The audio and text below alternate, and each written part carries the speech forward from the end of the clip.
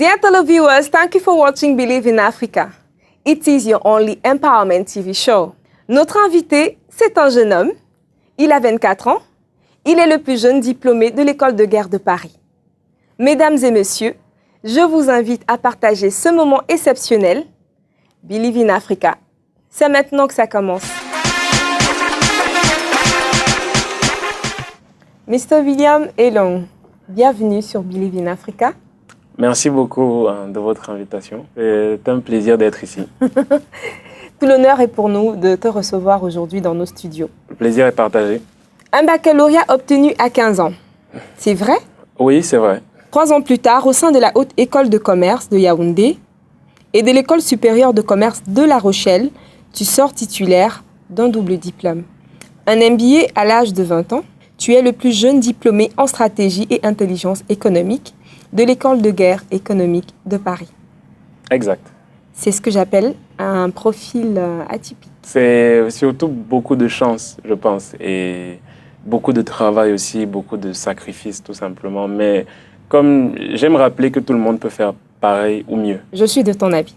D'un double diplôme d'école de commerce à un MBA, dans une école de guerre économique, qu'est-ce qui a motivé cette transition? De mon point de vue, ce n'était pas vraiment une transition, c'était plus une continuité. Ça allait dans la logique des choses parce que pendant les 3 premières années d'études, j'ai essayé d'acquérir le plus de compétences possibles dans la gestion d'une entreprise. Savoir au point de vue managérial, au point de vue marketing, au point de vue humain, parce que la ressource la plus importante au final, c'est l'homme. Donc, après ces 3 années, j'ai voulu me spécialiser et acquérir des compétences dans un secteur d'activité assez spécifique par rapport à ce qui me passionnait à l'époque, qui était la défense, la sécurité, parce que je travaillais pour le groupe Thales au Cameroun. C'était en quelle année? C'était en 2012, je pense. Oui, c'est en 2012. Et ensuite, j'ai cherché des écoles. Et beaucoup d'écoles m'ont dit non, pour la simple raison que j'étais trop jeune. Parce que j'avais 18 ans. Et beaucoup d'écoles trouvaient que c'était trop immature, trop... Certaines doutaient même. On disait, est-ce qu'il va tenir? Et en plus, il est du Cameroun. Un Camerounais qui dit... Il sort d'où? Il a 18 ans. C'était un profil un peu trop étrange pour certaines institutions. Mais j'ai dû affronter cette réalité-là. Et au final, j'ai eu la chance d'entrer à l'école de guerre économique de Paris. Tu es le CEO d'une structure appelée Wilson Brothers. Tu peux nous parler un peu Alors, Will & Brothers, c'est une jeune entreprise que j'ai créée il y a aujourd'hui 3 ans. Nous sommes spécialisés dans... Vous êtes au Cameroun? Oui, nous sommes basés au Cameroun. Nous sommes spécialisés sur 2 secteurs d'activité, l'intelligence économique et l'innovation technologique. Ça veut dire que j'ai essayé d'associer mon parcours académique à l'école d'économie et ma passion pour la technologie. Et à travers cette entreprise, nous portons plusieurs projets, dont le projet phare Drone Africa. On va regarder ces magnifiques images de Wilson Brothers et on se retrouve juste après pour parler de Drone Africa.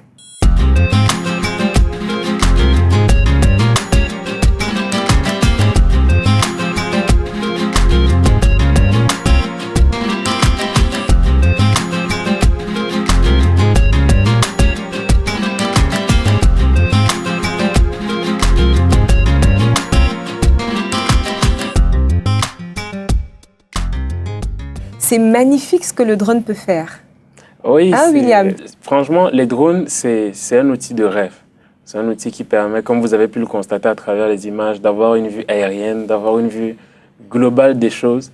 Et ça s'applique... Surtout sur les points inaccessibles, comme au-dessus de la mer, en forêt. En forêt, au-dessus d'immeubles, au-dessus d'habitations. Franchement, les cas pratiques sont immenses. Ok, parle-nous de Drone Africa. Drone Africa, c'est quelque chose de très simple. C'est un projet qui a pris corps il y a 1 an et demi environ et qui a pour but absolu de mettre sur pied, mettre à disposition des organisations publiques et privées des services de drones civils. À terme, nous espérons fabriquer des drones localement. C'est ça le rêve derrière ce projet, c'est celui-là. Mais pour atteindre ce rêve, nous avons commencé petit. Les choses se font étape par étape. La première étape était de commencer par déployer un service. Vous savez, on peut créer un produit ou on peut créer un service. La différence, c'est que le produit est matériel et le service est totalement immatériel. Aujourd'hui, nous avons dû éduquer notre marché en faisant comprendre aux agriculteurs, par exemple, quel était l'intérêt pour eux d'utiliser des drones. Et l'idée à travers ce projet, c'est de montrer qu'il n'y a pas de limite, que tout est possible, qu'il ne faut pas s'enfermer dans des cases. Donc, nous avons commencé par déployer des services. Aujourd'hui, nous avons plusieurs clients. Dans notre portefeuille de clients, nous avons la communauté urbaine de Douala, à qui nous avons livré un drone récemment. Nous avons d'autres entreprises privées, ainsi de suite. Donc, nous avons réussi à nous construire une modeste réputation en matière de services de drone. Parce qu'acheter un drone, c'est une chose. S'en servir, c'est autre chose. Et en plus, faire l'analyse de données derrière, c'est une troisième chose. Et aujourd'hui, proposer un service à forte valeur ajoutée, ce n'est ni vendre un drone, tout le monde peut le faire. Ce n'est ni faire décoller un drone, ça tout le monde peut faire décoller un drone et prendre de très belles images. C'est l'analyse de données. L'analyse de données, le traitement, les conclusions, les études de marché, c'est l'agriculture à haute précision. C'est tout ce type de service à forte valeur ajoutée que nous essayons de proposer à notre clientèle. Nous pensons que pour éduquer le marché, si on essaye de se projeter dans 10 ans, dans 20 ans, ce n'est pas dans l'anarchie qu'on va évoluer. C'est clair. Donc, il faut un cadre législatif. Et depuis 2015, nous avons été les premiers à évoquer un cadre législatif sur les drones. Nous avons été les premiers à faire des plaidoyers à travers des médias, à travers les interviews, à travers les réseaux sociaux pour essayer de sensibiliser les gens la population sur la nécessité d'un cadre législatif sur les drones. Récemment, l'autorité aéronautique a justement publié un cadre qui va dans ce sens-là.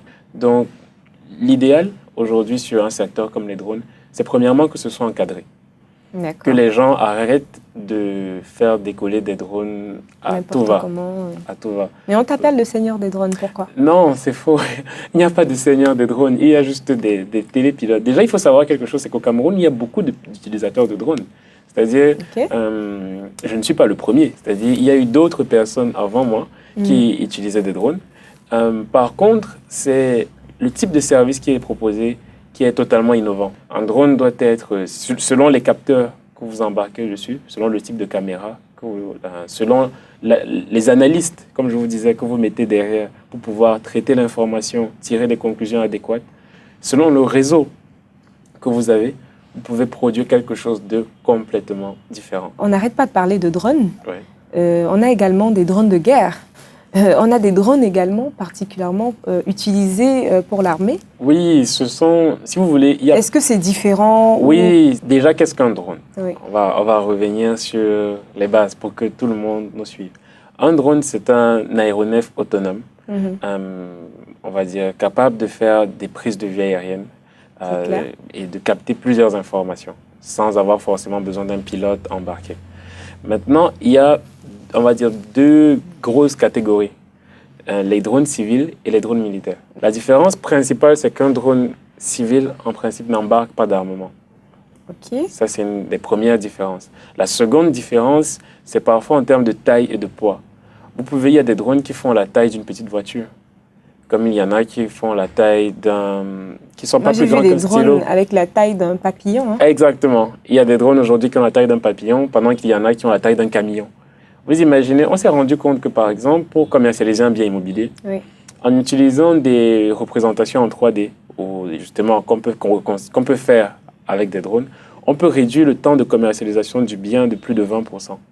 Ça veut dire que si ça vous prenait 10 mois pour vendre votre immeuble, votre bâtisse, sans l'avoir refait en 3D, le fait de le refaire en 3D et de permettre à des potentiels clients de visiter le bâtiment réduit énormément le temps de vente. C'est clair, c'est clair. Ça change tout. Ça change tout dans l'expérience client. C'est ce que nous essayons d'apporter. C'est ce qui ne se fait pas assez aujourd'hui. L'idée, c'est on veut amener les autres entrepreneurs, en tout cas, à venir sur le secteur. C'est-à-dire, nous ne voulons pas rester les seuls. Nous voulons que d'autres personnes se rendent compte qu'un drone peut faire beaucoup plus qu'un clip, beaucoup plus que de belles photos. Un drone a un potentiel énorme. En tout cas, William, merci infiniment pour toutes ces précisions. Je crois que les téléspectateurs sont suffisamment éclairés à ce sujet. Nous allons parler maintenant de l'intelligence économique, où tu es spécialisé dans l'innovation technologique. Et le magazine américain Forbes te classe parmi les 30 jeunes entrepreneurs africains les plus promoteurs, où tu figures en 7e position. C'était un honneur, en fait. C'était une belle expérience. Et c'est quand même assez important. Ça a été décisif. En fait, ce prix-là m'a ouvert beaucoup de portes et continue de m'ouvrir des portes aujourd'hui. Gagner un prix n'est pas une fin en soi. Ça, c'est la première chose. C'est clair. Il faut vraiment l'intégrer. On ne gagne pas un prix pour gagner un prix. Il faut avoir un objectif. Et on se dit, Forbes, c'est un magazine qui est lu par des personnes généralement à haut revenu, donc des investisseurs potentiels pour un jeune entrepreneur. Des entrepreneurs. Exactement. Donc, c'est dans cette optique-là que ce prix m'a énormément aidé parce qu'il m'a permis justement d'apparaître aux yeux des personnes qui pouvaient investir sur notre projet. What are the components of success for you, for a successful business? For a successful business, I think that you need humility. You need to be humble. You need to think big and to work hard. I think the most important point is how ambitious you are and how confident you are in your skills. So you have to trust that everything is possible. And all entrepreneurs around the world will tell you the same thing. Trust in yourself, trust in your dreams and work hard. I think all successful people, they have all these resilience in common. They trust that even if it's hard, even if it's painful sometimes, keep on. You never give up. Don't give up. Don't give up. Keep pushing, and that's how I live and how I do my best to succeed. Where do you find yourself if you was to be in a different field? Okay, if I was working in a different field, I think it will be in the fast food industry because everyone in the world needs to eat something. You know, fast food is not easy. I know it's not easy. I don't even know how to cook, but I know that this market is quite interesting because if you're an entrepreneur, you cannot think big, you cannot be ambitious, you cannot be everything if you're hungry. So I think it's a really interesting market, and all people involved in this industry are doing something great for humankind. Okay, at least we know that the Mr. John can do something else like fast food. Yeah, maybe one day. Fast food entrepreneur. Why not one day? Ok, on va marquer une pause. Hein. On va regarder ce reportage que je vous recommande vivement. On se retrouve dans un instant.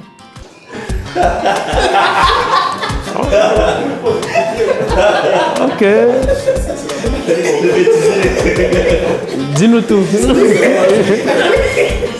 Explique-nous tout. Déjà, une entreprise, c'est une équipe. Ça veut dire que c'est la collaboration entre c'est la synergie entre tous ces savoir-faire qui permettent justement que l'entreprise vive. Mais derrière, il faut aussi comprendre que l'entreprise, c'est d'abord vous aussi. C'est-à-dire que s'il n'y a pas l'homme derrière pour avoir l'énergie à insuffler aux autres, tout est mort. C'est-à-dire, dans l'équipe, on essaye de mettre chacun dans un contexte où il fait ce qu'il souhaite faire. Ça veut dire que même en interne, il y a des gens qui vont se sentir plus concernés par les drones. D'autres vont pas forcément avoir des affinités avec ce sujet-là et aller plus vers le marketing digital. D'autres vont aller vers la finance. Donc, l'énergie vient naturellement si vous êtes passionné. Vous avez vu l'équipe commerciale, c'est des jeunes qui étaient déjà entrepreneurs. Si vous voulez, c'est le critère de sélection dans notre équipe, c'est que tu dois avoir un projet.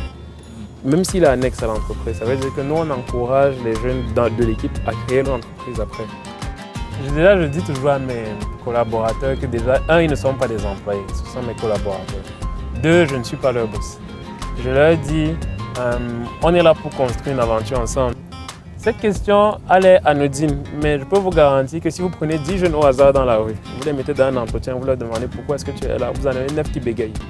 Ça, c'est la première chose. Deuxième chose, quand on leur demande qu'est-ce que vous pouvez apporter à cette entreprise ou pourquoi est-ce que cette entreprise vous allez être différente des autres entreprises sur le marché, là encore, ils bégayent. Quand vous leur demandez, OK, c'est quoi ton plus grand rêve? Là encore, ils bégayent. Quand vous leur demandez, est-ce que vous êtes présent sur les réseaux sociaux et quels sont vos comptes? Là encore, ils bégayent. La seule chose que je sais dans ma journée, c'est que je dois ramener l'argent à la boîte. Vraiment, comment, pourquoi, par quel canal? Si un client m'appelle à midi et il me dit qu'il a besoin d'une proforma à 12h30, je fais sa proforma dans les 10 minutes qui suivent et je lui envoie. On a des développeurs d'applications mobiles, des entrepreneurs dans la fintech, dans l'agritech. On a plusieurs innovations. différentes et chaque entrepreneur essaie d'apporter justement, grâce aux nouvelles technologies, un impact social. Emma Bamal, c'est un entrepreneur tech. Oui, oui, oui. L'état d'esprit d'Actispace, ce sont des startups innovantes, créatrices de solutions qui essayent à leur modeste échelle de contribuer à résoudre des problématiques de développement. Hey, Michael, this is, on parlait de la Silicon Mountain. Voici un entrepreneur de la Silicon Mountain.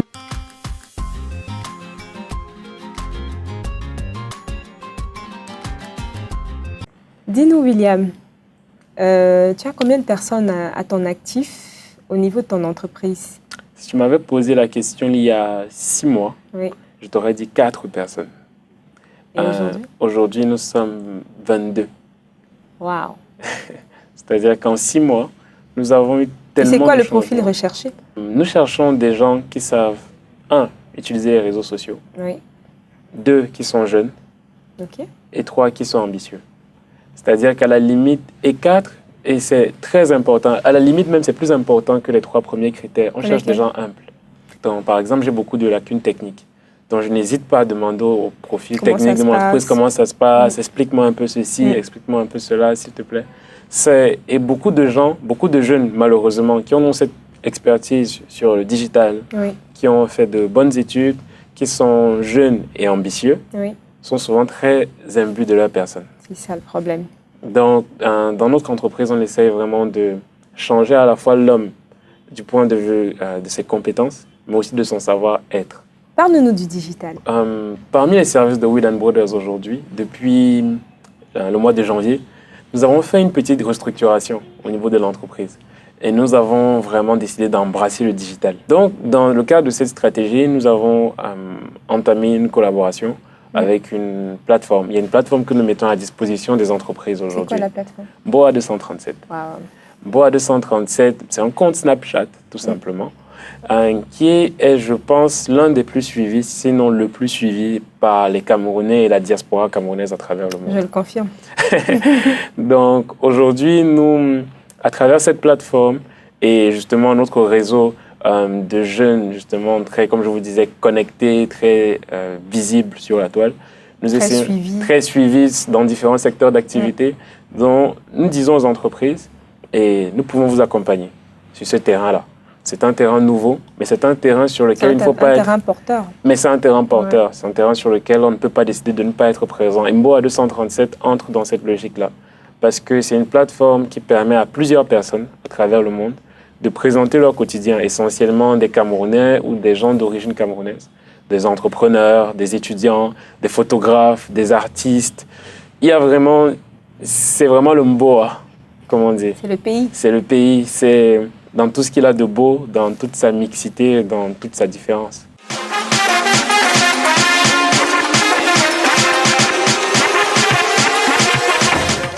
Entourez-vous des personnes heureuses et positives. William, j'ai participé récemment à un forum. Oui. J'étais avec un grand frère qui s'appelle Freddy Chala et il a dit ceci. N'oubliez pas de fréquenter les gens heureux car le bonheur c'est contagieux. Qu'est-ce que tu en penses? Je pense qu'il a raison. Parce que nous sommes on dit que nous sommes la somme des 3 personnes que l'on fréquente le plus. Absolument. Et dans ces 3 personnes, il y a parfois la famille, parfois nos amis et nos fréquentations. On est d'accord que si pendant 1 an, vous fréquentez des gens qui vous disent la seule chose qu'il y a à faire, c'est aller boire, c'est clair, c'est aller en boîte, c'est insulter les autres. Si dans votre entourage, c'est ça qui est la norme, vous n'aurez jamais les mêmes résultats que quelqu'un qui, dans son entourage, a des gens qui soient employés ou entrepreneurs, mais qui se battent, des gens polis et des gens humbles. Quelqu'un, à la fin de l'année, vos 2 vies n'ont pas pris les mêmes chemins. Donc je pense qu'il a bien résumé l'affaire et c'est dans cette logique-là qu'il faut être dans la vie. Moi, je partage ses propos à 100%. Totalement. Donc, si tu as un collègue, si tu as des amis, si tu as les membres de la famille qui sont complètement négatifs, honnêtement, blacklist. Tout simplement. C'est tout pour le coaching.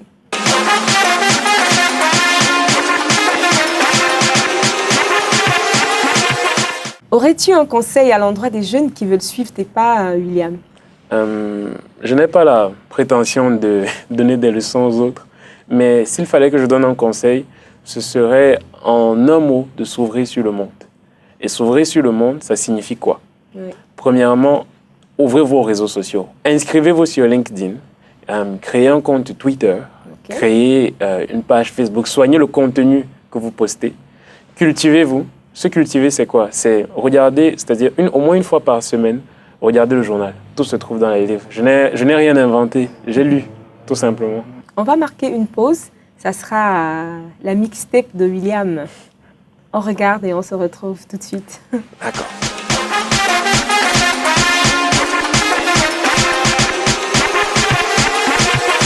Ain't got no head, ain't got no God, ain't got no wine, ain't got no money, ain't got no faith. Mutabena maincho, demba nande, mutanjako. Pitié, toi mon amour, pitié, toi mon cœur. T'avais jamais entendu de rumba. Celle qui était pour Malik Madiba. Like the ceiling can't hold us. Can we go back? This is the moment. Tonight is the night. We'll fight till it's over.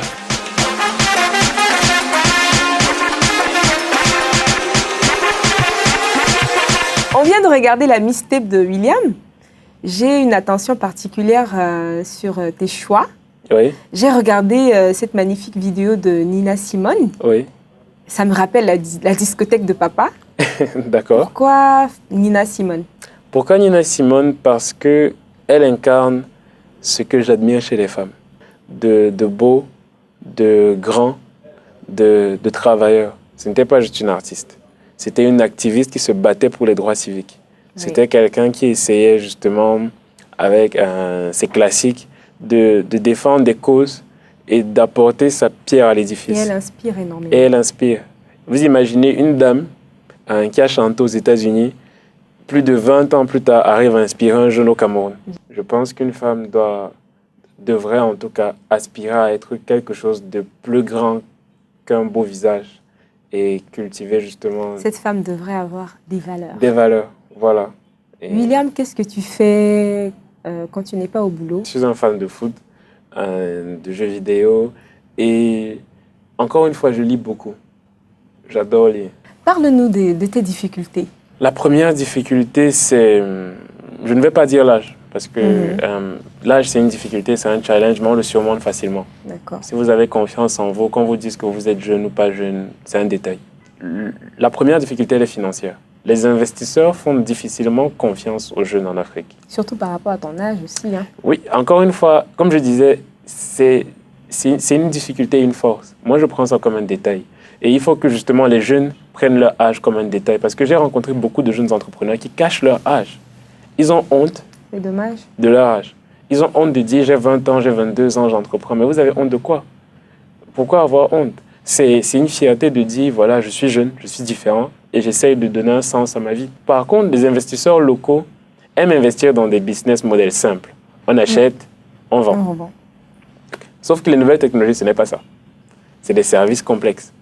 WhatsApp, Facebook, etc. C'est extrêmement complexe. Ce n'est pas si complexe que ça, mais ce n'est pas aussi palpable et mesuré qu'acheter un sac à dos à 1000 francs et le revendre à 1500 francs. Il y a au moins autant d'argent ici qu'à l'étranger. Il ne faut pas croire que les gens ici, les milliardaires ici, ils n'en manquent pas. Mais quand vous leur expliquez qu'il faut investir sur un jeune qui a une application mobile, c'est une plateforme qu'on ne voit pas, une plateforme, c'est compliqué. L'idée, c'est vraiment de rééduquer justement nos hommes fortunés, qu'ils comprennent que c'est parfois même 10 fois plus rentable qu'investir dans un sac de riz qu'on revend. Ça, c'est la première chose, la difficulté financière. Oui. La seconde difficulté majeure que j'ai rencontrée au Cameroun, quand je suis rentré, c'est étrange. Mais parfois, ce sont les Camerounais. Les attaques. Les attaques. C'est-à-dire, c'est la mentalité... Pas de tout le monde, non. Certains attaquent les autres, quelqu'un qui ne les connaît même pas, gratuitement. Et justement, il faut avoir cette maturité-là et cette hauteur d'esprit de se dire, ça ne m'empêche pas de dormir. Ça ne m'enlève rien. Ça me change. Ça me laisse à 37. Ça me laisse totalement indifférent. Ça ne change pas mon chiffre d'affaires. Ça ne paye pas mes factures. Donc, il faut réussir à se mettre dans cet état d'esprit-là. Il faut refuser de se laisser faire, de se laisser marcher sur les pieds. Il faut refuser de... Il faut comprendre que vous n'avez rien à prouver aux autres. Well, stay focused. Stay focused. Dans Never Give Up. Vous n'avez rien à prouver et votre réussite parlera pour vous. Un mariage en perspective? Un mariage en perspective. Tu n'es pas obligé de répondre. Hein? Ah non, je vais répondre. Moi, je suis totalement honnête. Jusqu'à preuve du contraire, je n'ai pas de bague au doigt. Donc... Ça peut se vérifier. Donc voilà, c'est tout ce que j'ai à dire. Bon voilà, est-ce que tu aurais une adresse à partager? Le meilleur moyen pour interagir avec moi aujourd'hui, c'est encore une fois Internet. Vous avez mon compte Twitter, c'est @ElonWilliam, mon nom tout simplement, avec un L. Ou sur Facebook, ma page Facebook William Elon. Ou sur Instagram, William Elon. En fait, j'utilise mon nom partout. Donc, ou sur Snapchat même, William. Et vous pouvez aussi contacter l'entreprise à l'adresse mail contact@will-brothers.com. Je crois qu'aujourd'hui, les téléspectateurs ont eu un excellent moment de partage. William, on ne va pas te laisser partir comme ça. Tu es un surdoué. Non, du tout. Nous sommes fiers de toi. Et voilà, on a pensé à te remettre un présent. D'accord. Merci beaucoup. Tu auras de quoi voyager. Merci beaucoup. De la part de STV. Merci. Believe in Africa, believe in yourself. Merci beaucoup pour l'invitation. Merci de l'opportunité d'avoir échangé. Et du courage à tous les jeunes qui nous regardent. Mais est-ce qu'on a parlé de tes projets? Ah, mes projets pour l'avenir. Oui. Si je vous dis, vous allez me prendre pour un fou. J'ai envie de faire de Will & Brothers. Enfin, je n'ai pas envie. Je vais faire de Will & Brothers une multinationale. D'ici 5 ans, je pense que Will & Brothers sera le leader des drones en Afrique. Et je pense que nous serons présents dans facilement une dizaine de pays, au moins. C'est ça la vision que nous avons. En tout cas, beaucoup de courage pour la suite. Merci. Chers téléspectateurs, c'est ici que s'achève cette émission. Believe in Africa, rendez-vous le mois prochain. N'hésitez pas à nous écrire via cette adresse. Vos messages, vos recommandations, vos suggestions sont attendus. Believe in Africa, rendez-vous le mois prochain. Ciao, ciao.